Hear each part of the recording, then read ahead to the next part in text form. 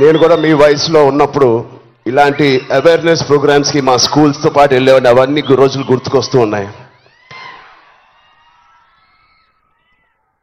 First of all thank you Telangana government and chief minister గారికి ఇంత beautiful awareness rising Telangana అనే పేరుతో మమ్మల్ని అందరినీ ఇక్కడ ఇన్వైట్ చేసినందుకు, మీ అందరితో మాట్లాడుతున్నందుకు చాలా మచ్ నీడెడ్ ఇలాంటి అవేర్నెస్. ఎప్పుడో కొన్ని సంవత్సరాల క్రితం న్యూస్లో మనం విన్నాం.